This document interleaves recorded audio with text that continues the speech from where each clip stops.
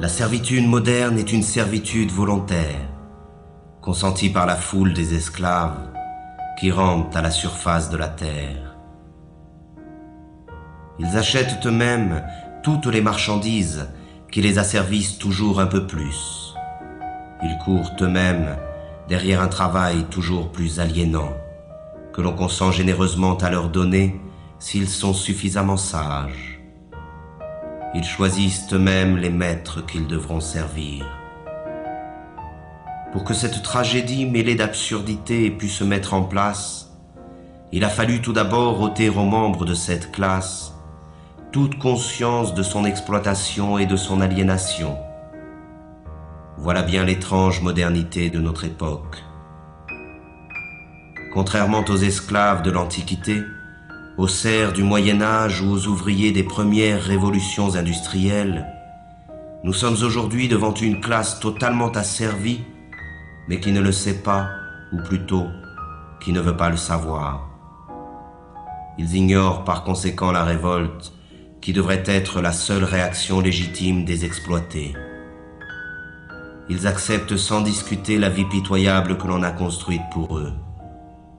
Le renoncement et la résignation sont la source de leur malheur. Voilà le mauvais rêve des esclaves modernes, qui n'aspirent finalement qu'à se laisser aller dans la danse macabre du système de l'aliénation.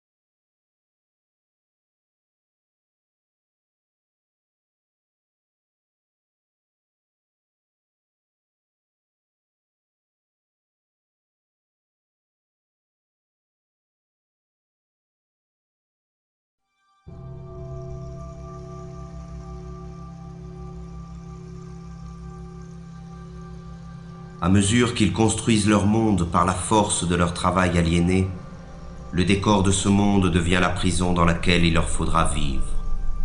Un monde sordide, sans saveur ni odeur, qui porte en lui la misère du mode de production dominant. Ce décor est en perpétuelle construction. Rien n'y est stable.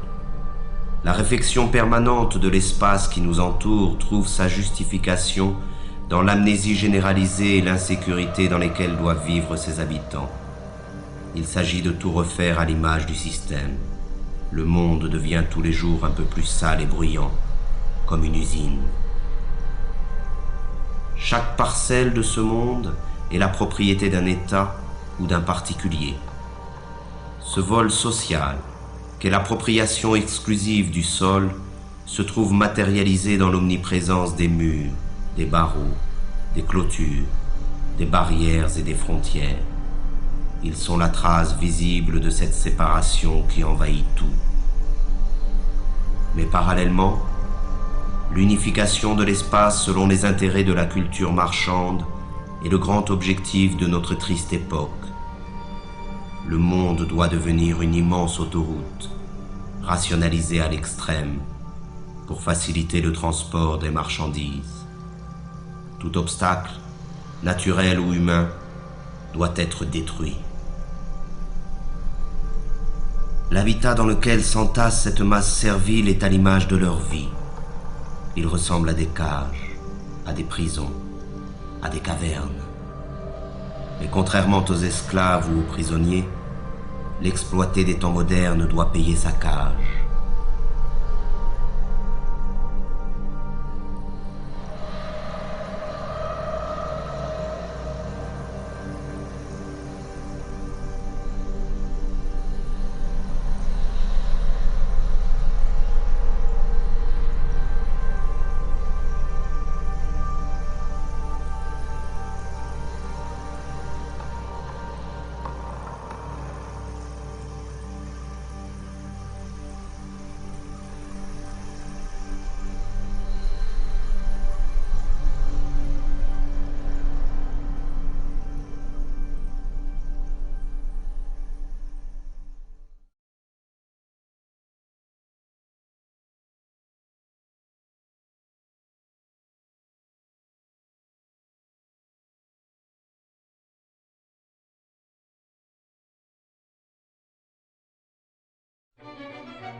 Et c'est dans ce logis étroit et lugubre qu'il entasse les nouvelles marchandises qui devraient, selon les messages publicitaires omniprésents, lui apporter le bonheur et la plénitude.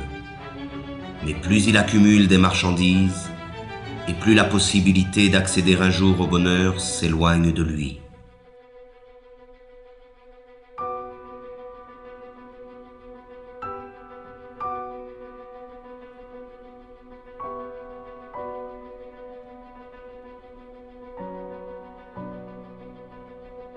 La marchandise, idéologique par essence, dépossède de son travail celui qui la produit et dépossède de sa vie celui qui la consomme. Dans le système économique dominant, ce n'est plus la demande qui conditionne l'offre, mais l'offre qui détermine la demande. C'est ainsi que de manière périodique, de nouveaux besoins sont créés qui sont vite considérés comme des besoins vitaux par l'immense majorité de la population. Ce fut d'abord la radio, puis la voiture, la télévision, l'ordinateur et maintenant le téléphone portable. Toutes ces marchandises, distribuées massivement en un laps de temps très limité, modifient en profondeur les relations humaines. Elles servent d'une part à isoler les hommes un peu plus de leurs semblables et d'autre part à diffuser les messages dominants du système. Les choses qu'on possède finissent par nous posséder.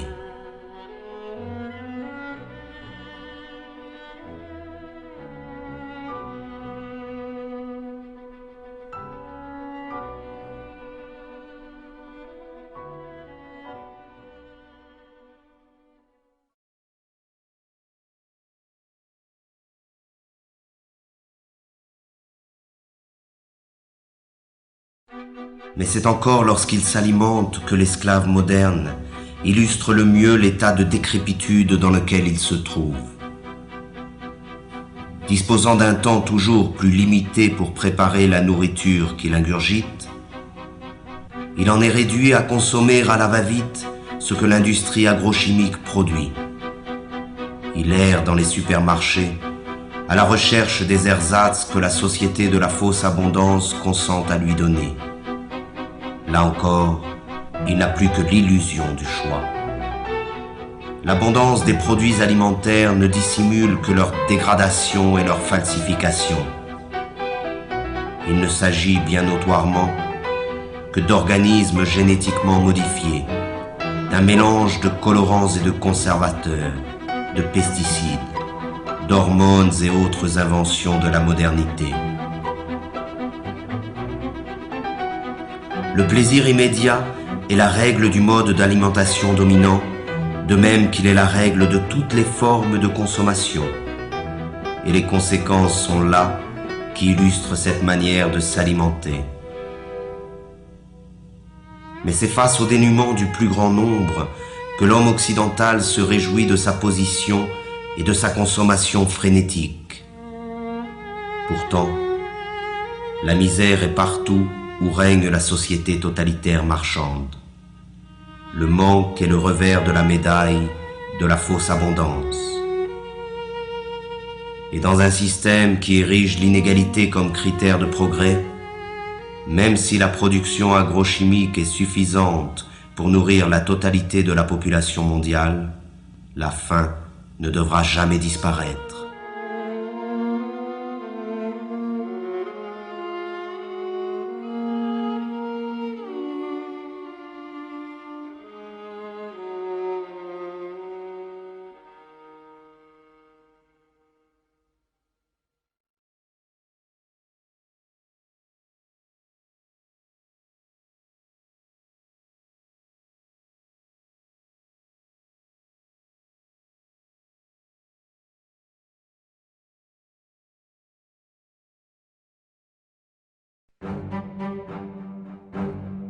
L'autre conséquence de la fausse abondance alimentaire est la généralisation des usines concentrationnaires et l'extermination massive et barbare des espèces qui servent à nourrir les esclaves. Là se trouve l'essence même du mode de production dominant. La vie et l'humanité ne résistent pas face au désir de profit de quelques-uns.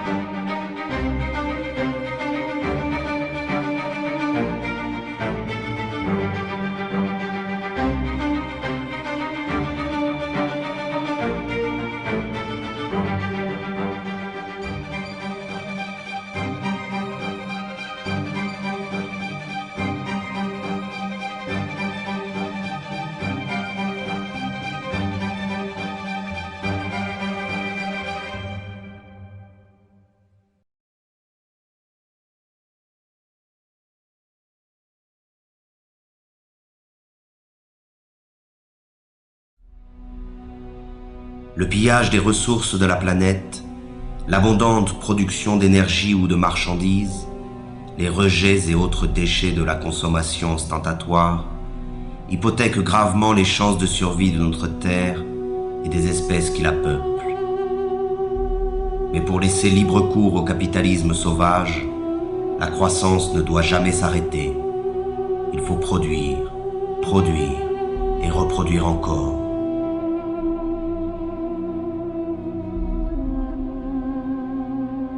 Et ce sont les mêmes pollueurs qui se présentent aujourd'hui comme les sauveurs potentiels de la planète.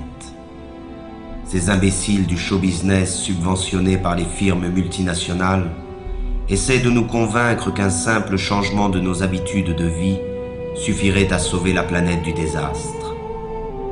Et pendant qu'ils nous culpabilisent, ils continuent à polluer sans cesse notre environnement et notre esprit. Ces pauvres thèses pseudo-écologiques sont reprises en chœur par tous les politiciens véreux à court de slogans publicitaires. Mais ils se gardent bien de proposer un changement radical dans le système de production. Il s'agit comme toujours de changer quelques détails pour que tout puisse rester comme avant.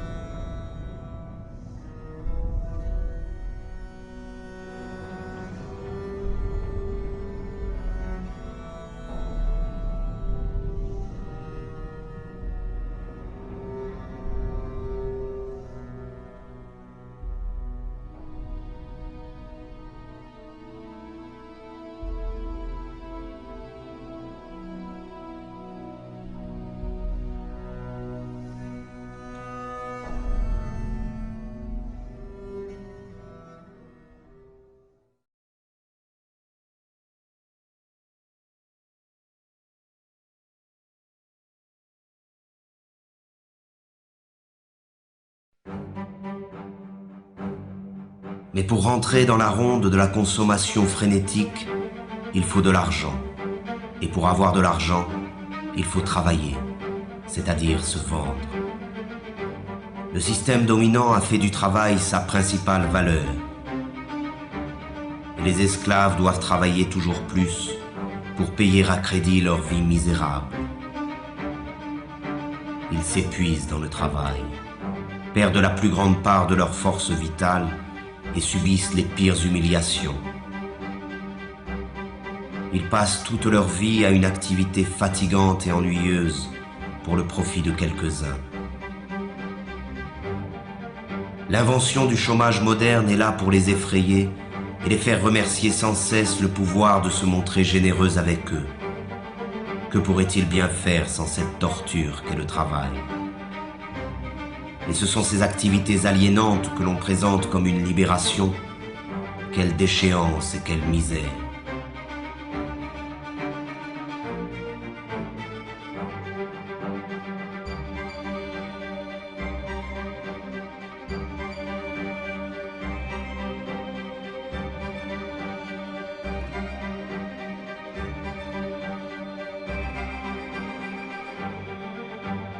Toujours pressés par le chronomètre ou par le fouet, chaque geste des esclaves est calculé afin d'augmenter la productivité.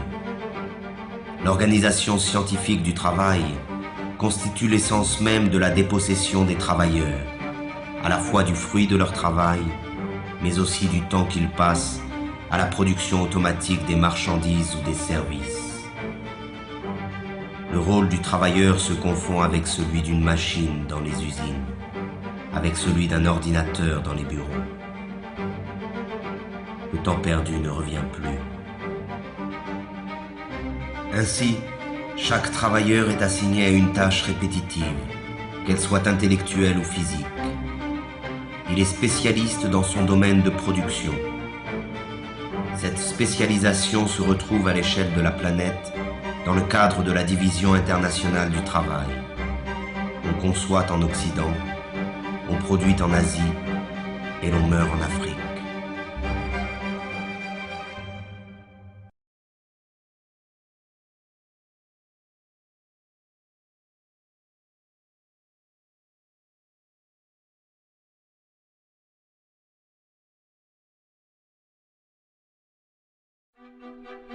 L'esclave moderne aurait pu se contenter de sa servitude au travail. Mais à mesure que le système de production colonise tous les secteurs de la vie, le dominé perd son temps dans les loisirs, les divertissements et les vacances organisées.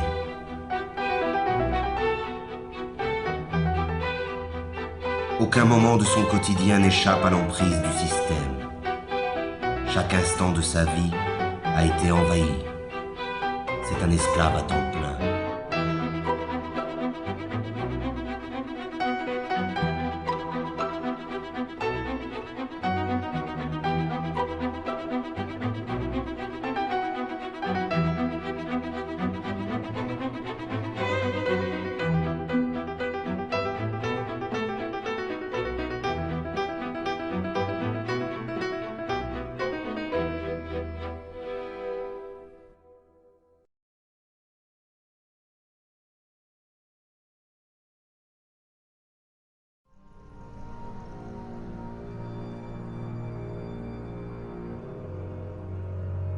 La dégradation généralisée de son environnement, de l'air qu'il respire et de la nourriture qu'il consomme, le stress de ses conditions de travail et de l'ensemble de sa vie sociale sont à l'origine des nouvelles maladies de l'esclave moderne.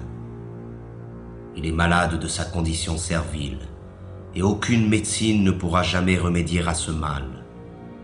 Seule la libération la plus complète de la condition dans laquelle il se trouve enfermé peut permettre à l'esclave moderne de se libérer de ses souffrances.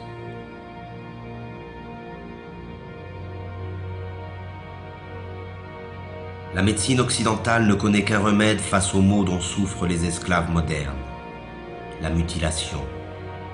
C'est à base de chirurgie, d'antibiotiques ou de chimiothérapie que l'on traite les patients de la médecine marchande. On s'attaque aux conséquences du mal sans jamais en chercher la cause. Cela se comprend autant que cela s'explique. Cette recherche nous conduirait inévitablement vers une condamnation sans appel de l'organisation sociale dans son ensemble. De même qu'il a transformé tous les détails de notre monde en simples marchandises, le système présent a fait de notre corps une marchandise, un objet d'étude et d'expérience livré aux apprentis sorciers de la médecine marchande et de la biologie moléculaire. Et les maîtres du monde sont déjà prêts à breveter le vivant. le séquençage complet de l'ADN du génome humain est le point de départ d'une nouvelle stratégie mise en place par le pouvoir. Le décodage génétique n'a d'autre but que d'amplifier considérablement les formes de domination et de contrôle. Notre corps, lui aussi, après tant d'autres choses, nous a échappé.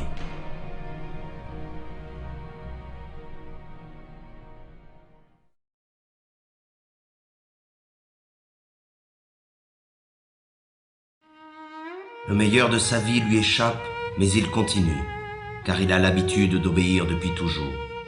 L'obéissance est devenue sa seconde nature. Il obéit sans savoir pourquoi, simplement parce qu'il sait qu'il doit obéir. Obéir, produire et consommer, voilà le triptyque qui domine sa vie. Il obéit à ses parents, à ses professeurs, à ses patrons, à ses propriétaires, à ses marchands. Il obéit à la loi et aux forces de l'ordre. Il obéit à tous les pouvoirs car il ne sait rien faire d'autre. La désobéissance l'effraie plus que tout, car la désobéissance, c'est le risque, l'aventure, le changement. Mais de même que l'enfant panique lorsqu'il perd de vue ses parents, l'esclave moderne est perdu sans le pouvoir qui l'a créé. Alors il continue d'obéir.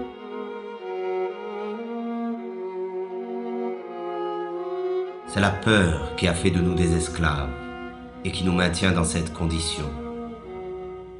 Nous nous courbons devant les maîtres du monde et leur police.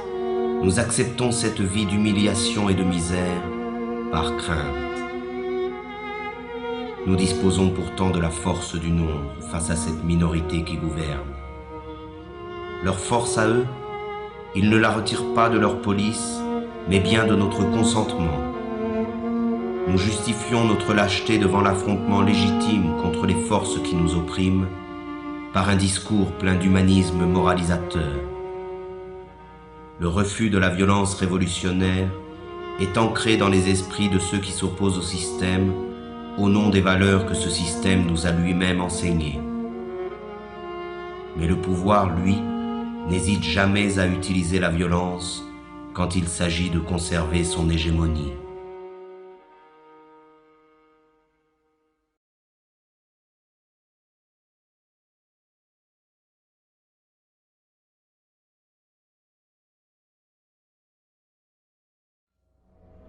Pourtant, il y a encore des individus qui échappent au contrôle des consciences, mais ils sont sous surveillance. Toute forme de rébellion ou de résistance est de fait assimilée à une activité déviante ou terroriste. La liberté n'existe que pour ceux qui défendent les impératifs marchands. L'opposition réelle au système dominant est désormais totalement clandestine. Pour ses opposants, la répression est la règle en usage. Et le silence de la majorité des esclaves face à cette répression trouve sa justification dans l'aspiration médiatique et politique à nier le conflit qui existe dans la société réelle.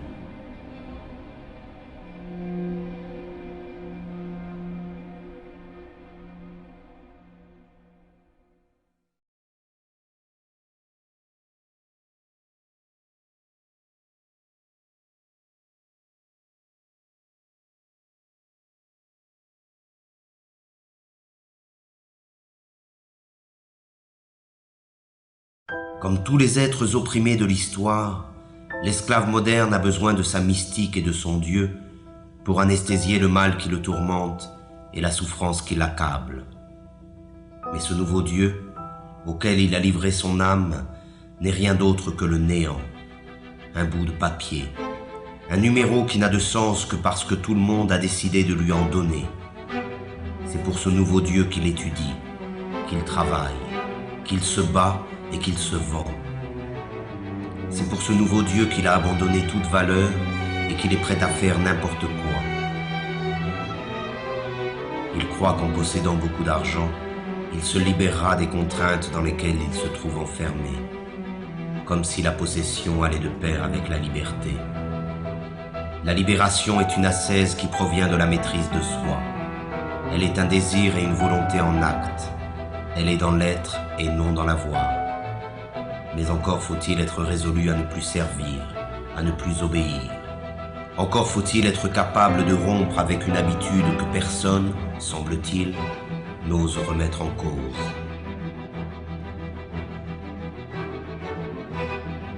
Or, l'esclave moderne est persuadé qu'il n'existe pas d'autre alternative à l'organisation du monde présent. Il s'est résigné à cette vie car il pense qu'il ne peut y en avoir d'autre. Et c'est bien là que se trouve la force de la domination présente.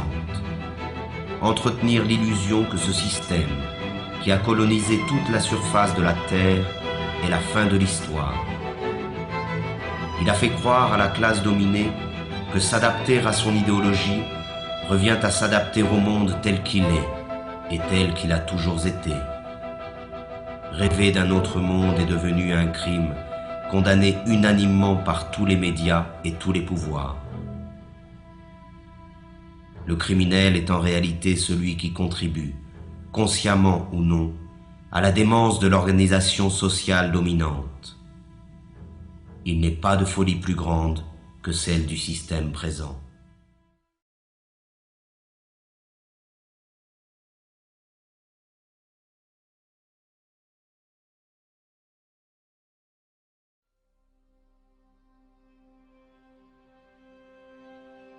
Devant la désolation du monde réel, il s'agit pour le système de coloniser l'ensemble de la conscience des esclaves. C'est ainsi que dans le système dominant, les forces de répression laissent progressivement place à la dissuasion, qui dès la plus petite enfance accomplit son œuvre de formation des esclaves. Ils doivent oublier leurs conditions serviles, leur prison et leur vie misérable. Il suffit de voir cette foule hypnotique connectée devant tous les écrans qui accompagnent leur vie quotidienne.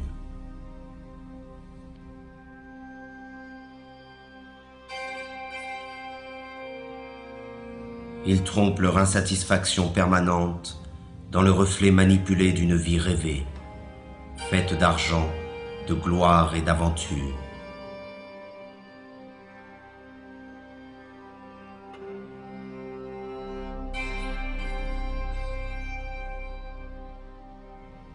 Mais leurs rêves sont tout aussi affligeants que leur vie misérable.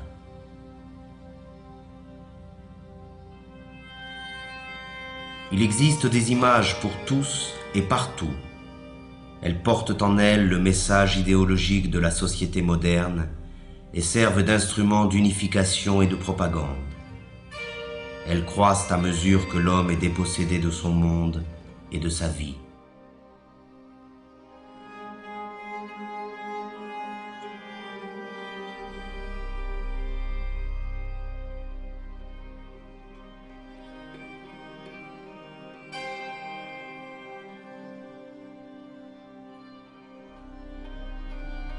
C'est l'enfant qui est la cible première de ces images, car il s'agit d'étouffer la liberté dans son berceau. Il faut les rendre stupides et leur ôter toute forme de réflexion et de critique. Tout cela se fait bien entendu avec la complicité déconcertante de leurs parents, qui ne cherchent même plus à résister face à la force de frappe cumulée de tous les moyens modernes de communication. Ils achètent eux-mêmes toutes les marchandises nécessaires à l'asservissement de leur progéniture. Ils se dépossèdent de l'éducation de leurs enfants et la livrent en bloc au système de l'abrutissement et de la médiocrité. Il y a des images pour tous les âges et pour toutes les classes sociales. Et les esclaves modernes confondent ces images avec la culture et parfois même avec l'art. On fait appel aux instincts les plus sordides pour écouler les stocks de marchandises.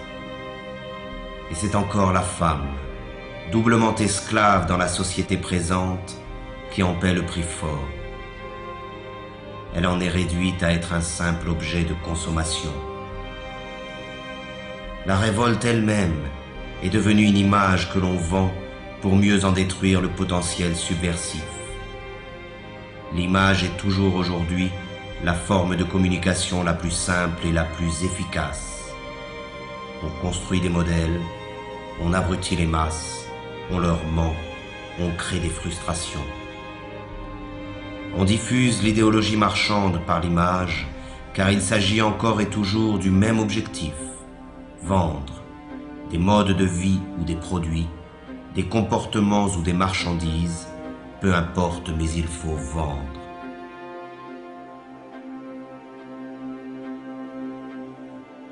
Ces pauvres hommes se divertissent, mais ce divertissement n'est là que pour faire diversion face au véritable mal qui les accable.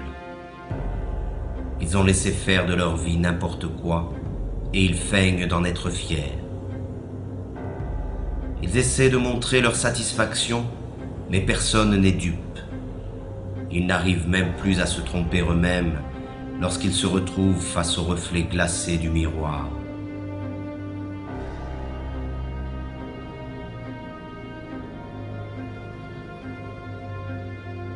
Ainsi, ils perdent leur temps devant des imbéciles censés les faire rire ou les faire chanter, les faire rêver ou les faire pleurer.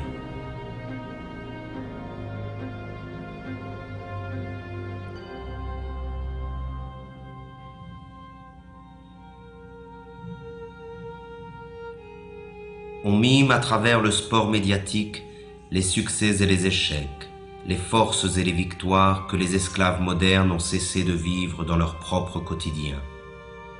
Leur insatisfaction les incite à vivre par procuration devant leur poste de télévision.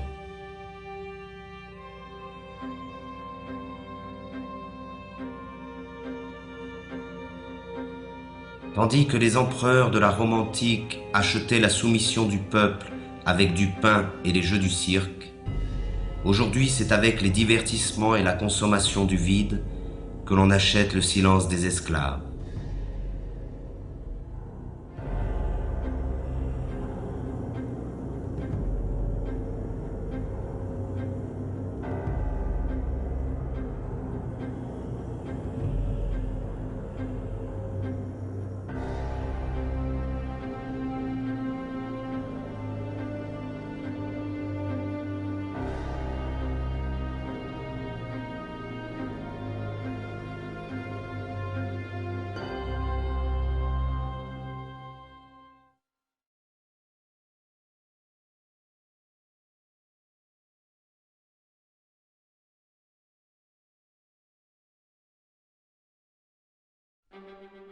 La domination sur les consciences passe essentiellement par l'utilisation viciée du langage par la classe économiquement et socialement dominante. Étant détenteur de l'ensemble des moyens de communication, le pouvoir diffuse l'idéologie marchande par la définition figée, partielle et partiale qu'il donne des mots. Les mots sont présentés comme neutres et leur définition comme allant de soi. Mais sous le contrôle du pouvoir, le langage désigne toujours autre chose que la vie réelle. C'est avant tout un langage de la résignation et de l'impuissance, le langage de l'acceptation passive des choses telles qu'elles sont et telles qu'elles doivent demeurer. Les mots travaillent pour le compte de l'organisation dominante de la vie. Et le fait même d'utiliser le langage du pouvoir nous condamne à l'impuissance. Le problème du langage est au centre du combat pour l'émancipation humaine. Il n'est pas une forme de domination qui se surajoute aux autres. Il est le cœur même du projet d'asservissement du système totalitaire marchand. C'est par la réappropriation du langage, et donc de la communication réelle entre les personnes, que la possibilité d'un changement radical émerge de nouveau. C'est en cela que le projet révolutionnaire rejoint le projet poétique. Dans l'effervescence populaire, la parole est prise et réinventée par des groupes étendus. La spontanéité créatrice s'empare de chacun et nous rassemble tous.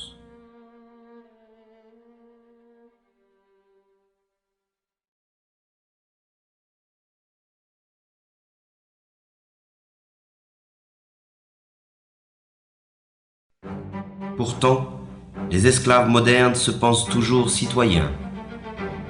Ils croient voter et décider librement qui doit conduire leurs affaires, comme s'ils avaient encore le choix.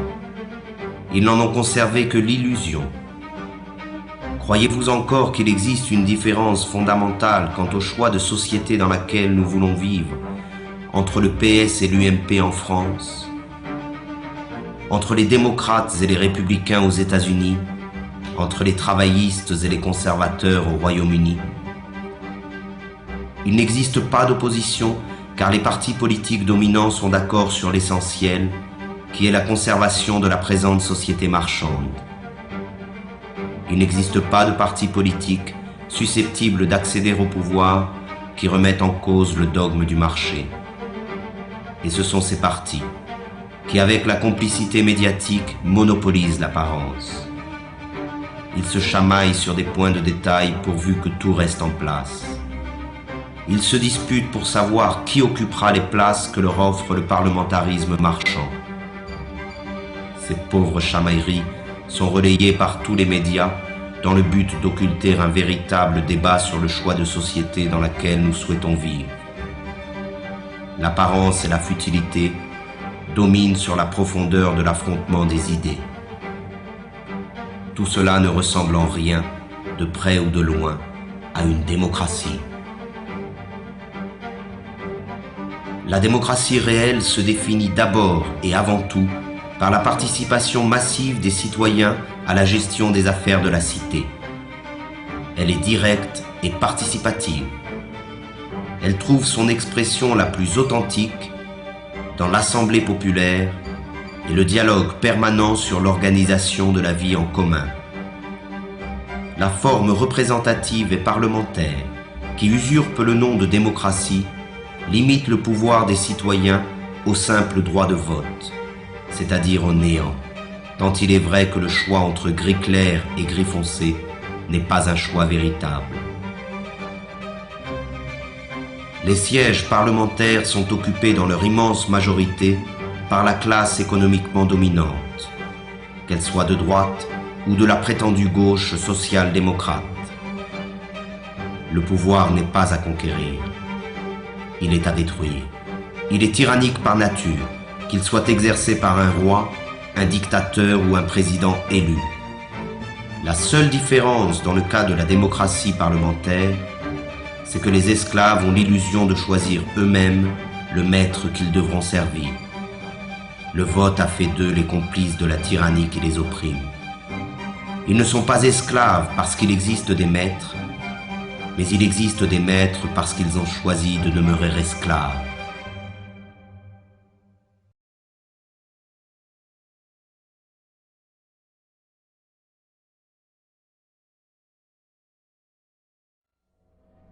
Le système dominant se définit donc par l'omniprésence de son idéologie marchande. Elle occupe à la fois tout l'espace et tous les secteurs de la vie. Elle ne dit rien de plus que « produisez, vendez, consommez, accumulez ». Elle a réduit l'ensemble des rapports humains à des rapports marchands et considère notre planète comme une simple marchandise. Le devoir qu'elle nous impose est le travail servile. Le seul droit qu'elle reconnaît est le droit à la propriété privée. Le seul Dieu qu'elle arbore est l'argent. Le monopole de l'apparence est total. Seuls paraissent les hommes et les discours favorables à l'idéologie dominante. La critique de ce monde est noyée dans le flot médiatique qui détermine ce qui est bien et ce qui est mal, ce que l'on peut voir et ce que l'on ne peut pas voir. Omniprésence de l'idéologie, culte de l'argent, monopole de l'apparence, parti unique sous couvert du pluralisme parlementaire, absence d'une opposition visible, répression sous toutes ses formes, volonté de transformer l'homme et le monde. Voilà le visage réel du totalitarisme moderne, que l'on appelle démocratie libérale, mais qu'il faut maintenant appeler par son nom véritable. le système totalitaire marchand. L'homme, la société et l'ensemble de notre planète sont au service de cette idéologie. Le système totalitaire marchand a donc réalisé ce qu'aucun totalitarisme n'avait pu faire avant lui: unifier le monde à son image. Aujourd'hui, il n'y a plus d'exil possible.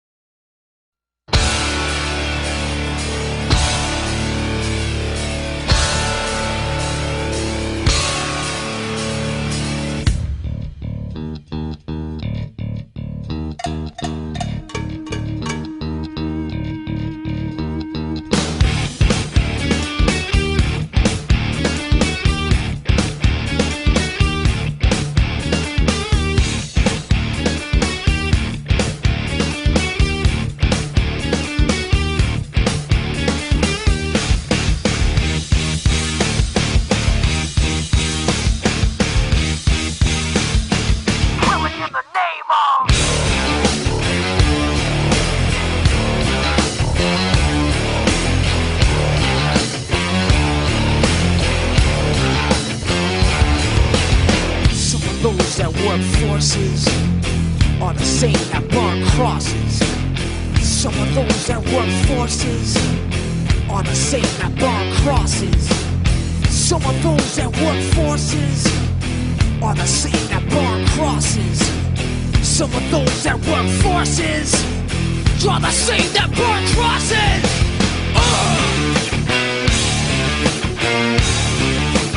Killing in the name of, killing in the name of. Now you do what they told ya. Now you do what they told ya. Now you do what they told ya. Now you do what they told ya. Now you do what they told ya. Now you do what they told ya. And now you do what they told ya. And now you do what they told ya. And now you do what they told ya. And now you do what they told ya. And now you do what they told ya. And now you do what they told ya. Those who died are justified for wearing the badge and you're chosen white. You're justified. Those that died for wearing the badge and you're chosen white. Those who died are justified for wearing the badge and you're chosen white. You're justified. Those who died for wearing the badge and you're chosen white. Some of those that work forces are the same that burn crosses. Some of those that work forces are the same that burn crosses. Some of those that work forces are the same that burn crosses. Some of those that work forces are the same that burn crosses.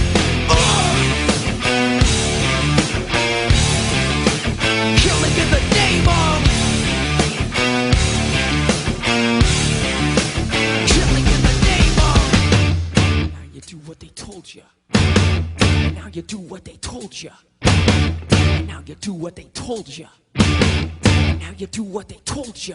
And now you do what they told you. Now you're under control. And now you do what they told you. Now you're under control. And now you do what they told you. Now you're under control. And now you do what they told you. Now you're under control. And now you do what they told you. Now you're under control. And now you do what they told you. Now you're under control. And now you do what they told you. Now you're under control. And now you do what they told you. Those who died are justified. But wearing the badge, they get chosen white. You're justified. Those that died, but wearing the badge, they get chosen white. Justified. Those that died, but wearing the badge, they get chosen white. Come on.